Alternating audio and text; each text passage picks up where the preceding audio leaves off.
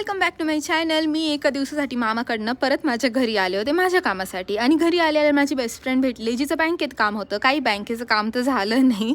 मग रात्री 8 वाजता परत मी माझ्या भावासोबत मामाकडे निघाले. बाय द वे मामाकडे जायला 2.5 ते 3 तास लागतात. घरी पोहोचले तर यांनी मला काय सरप्राईज दिलं. मी नसताना हे सगळे लोक शॉपिंगला गेले आणि एवढी सगळी शॉपिंग करून आणली. मग मी गेले, मला फक्त जेलियस फील करवलं. म्हणजे ते नाही का आपण शाळेत एक दिवस जात नाही त्या दिवशी सगळे प्रोग्राम सगळे चांगले चांगले हे होतं तसं झाले माझ्यासोबत. मग सकाळीच या ताई खायला बसल्या होत्या. एकीकडे सगळ्यांची आवराआवर चालू आणि आमची इकडे एकीकडे मस्तीही चालू. आमची मस्ती चालू असताना ताईंना आला ऊत आणि ताईंनी सकाळीच माझ्या हातचा मस्त मस्त गरम गरम मार खाल्ला आहे. आणि घरातले कामं तर आम्ही काही करत नाही.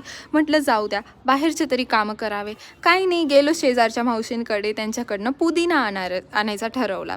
पुदिना सोडून आम्ही डायरेक्ट पुदिन्याचं झाडच उपटून काढलं. मस्त ठरवलं की इकडे येऊ इकडे लावू, असं तसं काही नाही, वायाच गेला तो.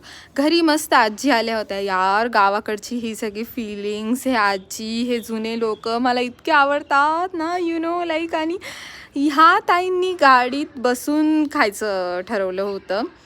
लहानपण किती भारी असतं ना यार, कोणी काही बोलत पण नाही, काय करा जे करायचं ते करा, तरी सगळे लोक आपलेच लाड करतात. मग हा न्यू ड्रेस घालून आम्ही चाललो एका मठामध्ये.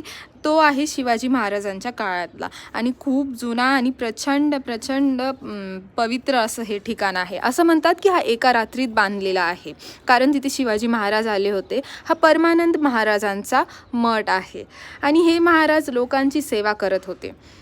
सपोज जर कोणाला पैशांची गरज असेल तर ते त्यांना पैसे वगैरे देत. तिथे एक असा थोडासा खड्डा वगैरे होता ज्याच्यावर एक काठी होती आणि ते पैसे जर वेळेवर रिटर्न नाही केले तर ती काठी त्या माणसाच्या मागे लागायची, त्याला मारायची वगैरे आणि ते लोक पैसे आणून द्यायचे, असं तिथले जुने लोक वगैरे सांगतात. आणि हा तो तिथला मठ. तिथे अजूनही इतके रहस्य वगैरे सापडतात ना की विचारूच नका. आणि इथे आहे त्या महाराजांची समाधी आणि जिथे महिला प्रवेश करू शकत नाही, त्यामुळे फक्त जेंट्स लोक होते.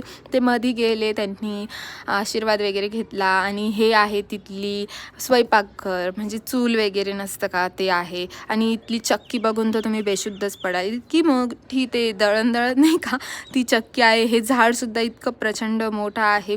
तिथे रहस्य बोलाल ना तर खूप रहस्य आहे तिथले. जर तुम्हाला ह्याचा डिटेल व्हिडिओ लागत असेल तर मला कमेंट करा, मी एक डिटेल व्हिडिओ आणि त्यामागचे रहस्यही नक्की तुम्हाला शेअर करेल, कारण त्यासाठी एक 10 ते 15 मिनटाचा व्हिडिओ आपल्याला लागेल.